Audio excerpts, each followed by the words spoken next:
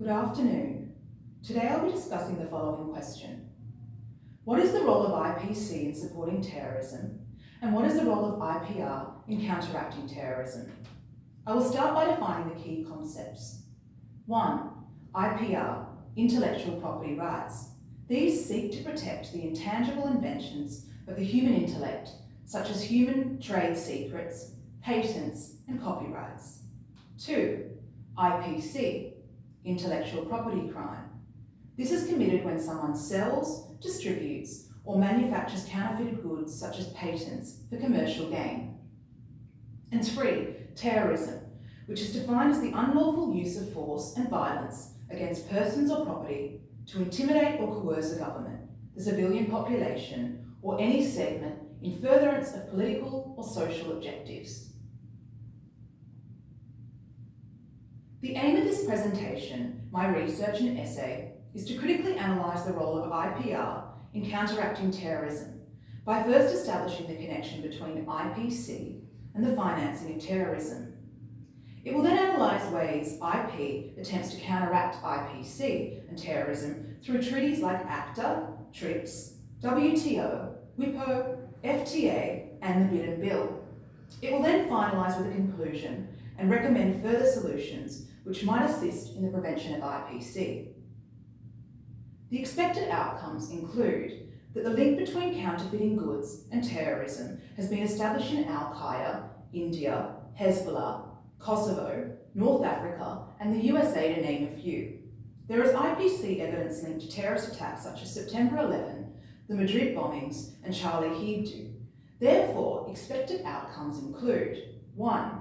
IPC is dominated by criminal organisations because it generates profits that are low risk and high return. 2.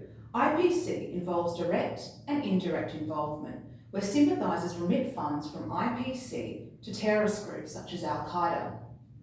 3. Illegal funds obtained from IPC are difficult to estimate because the activity is opaque and the known number of cases is limited. 4. The results are expected to be qualitative and quantitative. 5.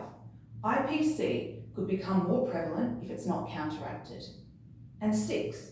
The treaties in IPR will have to establish productive ways of counteracting IPC, terrorism, and funding whilst maintaining the civil rights, freedoms, and liberties of every individual. The expected conclusion for this research is that IPC is frighteningly deceitful because it is perceived as a victimless crime. As an example, the purchasing of a counterfeited Madonna t-shirt or CD seems pretty harmless, cheap, and even fun at the time. However, if you then discover that you were sold these items from individuals or networks who supported terrorism, were drug trafficking, human trafficking, or producing counterfeited pharmaceuticals that even killed people, would you still think this was harmless? This paper will prove that IPC funds terrorism and that people die every year from counterfeited baby formula, auto parts, alcohol and drugs, which, according to WHO, make up 10% of all pharmaceuticals. It is important to remember that terrorism is not just violence like the act of September 11. Terrorism can also be defined as the illegal counterfeiting of pharmaceuticals for economic, social, or political gain, and is especially prevalent in developing countries where the victims are from lower socio-economic areas. Therefore, it is IPR's responsibility to counteract terrorism and counterfeiting by implementing stricter penalties whilst maintaining people's rights to freedom and privacy. Slide 3 outlines my research plan and methodology, but to summarise this slide chronologically, as an introduction, I watched many podcasts and documentaries on the links between terrorism and IPC, including a TED Talk, which was How Fake Handbags Fund Terrorism and Organised Crime. These provided a nice outline for Article 0.61 in TRIPS, and also how ACTA is aiming to replace this with a new gold standard of IPC infringement and penalty. After watching these documentaries, I found a great book, Film, Piracy, Organised Crime and Terrorism by Gregory Traverton. This used the International Criminal Police Organisation database, also known as Interpol, as its main reference, making reference to September 11, the Madrid bombings, and the Charlie Hebdo terrorist attacks, and how they were all supported by counterfeiting, such as the selling of counterfeited t-shirts. Another interesting fact, as I've already mentioned, is that 10% of pharmaceuticals, especially in developing countries, have been counterfeited and in many cases have resulted in death. Therefore, this can be considered a form of terrorism. This made me want to establish where counterfeiting is the most prevalent in the world, and this led me to the investigation of China. I ordered the book Faked in China by Fan Yang, and this addresses key concepts regarding China's engagement with globalization through the lens of IPR from a cultural perspective. It also outlines China's reaction to the implementation of the IPR regime and the negative connotations that we all associate with the phrase made in China. It addresses China's counterfeiting problems and concerns and provides statistical and factual evidence for my essay. The databases used for my research include Interpol, UNDOC, AFP, FBI, USMS, and UCLAT. I have then used this data and statistics to analyse the primary legislation and conventions stipulated primarily in TRIPS and ACTA to critically analyse how these attempt to address IPC. Piracy and counterfeiting may be dealt with through either criminal or civil litigation, or perhaps both. Civil matters are typically commenced in the federal court.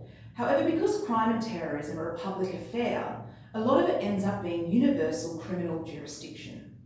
As a general statement, I believe IPC is not addressed thoroughly enough in TRIPS and ACTA. I believe the penalties and provisions could be more severe and clearer, and we could also maintain a focus on individuals' privacy. One of the reasons counterfeiting and piracy flourish is because the penalties and risks associated are so low and the common public don't realise that what they might be doing is pretty harmless at the time is actually funding terrorism. In Hewitt Shen versus New South Wales Police Service, as an example of many, there are 8 serious offences under section 1321B, 1322A, and 133 as a breach of Copyright Act 1968. However, the perpetrators only received an $8,000 fine. Would this fine be as minimal if they could prove that acts like this were linked to terrorism, the counterfeiting of pharmaceuticals or consumables, which have resulted in death, or human and/or drug trafficking? The answer is no, absolutely no way. If people were aware of this link, the penalties would be a lot more severe. After coming to this realisation, I read Prosecuting Intellectual Property Crimes 4th edition briefly, which addresses IP crimes from a US legislative perspective.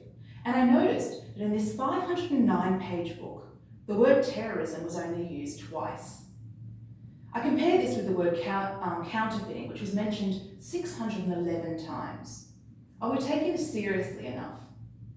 The sad thing is that a lot of developing countries rely on counterfeiting products because they are from lower socioeconomic areas and they can't afford things. They require the discount things such as cheap made-in-China clothes and accessories have to offer. This makes the process a viciously negative cycle. But the reality is that supporting this cheap solution could actually be supporting something more sinister, like the funding of terrorism. I'll use the example again. Take Madonna, for example. You buy her counterfeit t-shirt, her merchandise or CD, and it all seems very fun and cheap at the time. But it has been well established that it might have been pressed on behalf of Hezbollah, as illustrated in the picture on slide 5. This leads to the problems and obstacles that I have faced. The first being that definitive qualitative and quantitative evidence was hard to find. This is because counterfeiting and piracy is opaque. It's important to understand that illegal funds obtained from IPC are difficult to estimate because the activity is hidden and the number of known cases is limited. Terrorist supporters and sympathisers are secretive, sneaky, and even collective in their methods of obtaining funds. I also discovered that because counterfeiting is so cheap with an easy process, has little consequences, and a very high revenue, IPC enables individuals to create protected spaces where other activities such as drug trafficking, human trafficking, and counterfeiting drugs are allowed to flourish. Another difficulty I faced was the fact that resources pertaining directly to our readings was limited. However, This enabled me to analyse our text further and find implicit links to terrorism. I have so far found around 5 articles from our course which have contributed to my argument, albeit implicitly. A third challenge was identifying the correct jurisdiction and legislation for case examples, because it was often placed under the branch of universal criminal jurisdiction. I also noticed that a lot of the legislation and penalties between countries such as China, UK, US and Australia were very different. This made it difficult to establish a common ground and maybe come to the conclusion that perhaps the only way to tackle this issue is to establish a bulletproof ACTA, which addresses the seriousness of IPC, increases the risks and penalties associated with it, increases terrorism awareness, while still maintaining the rights and privacy of every individual. This might just prevent future terrorist attacks. This could become the new gold standard and perhaps replace Article 0.61 of TRIPS on the premise that it maintains the rights and privacy of the individual and only applies penalties in circumstances which define the very root of IPC. The most interesting aspect of my research was then establishing my own gold standard for what I think ACTA should stipulate. And as aforementioned, this forms the conclusion of my essay and this preparation. This leads me to the end of my presentation. Please find the 4 questions outlined on slide 6 and answer these in the thread below if you are interested in this topic. I am seriously very keen to read your suggestions and opinions. Thank you.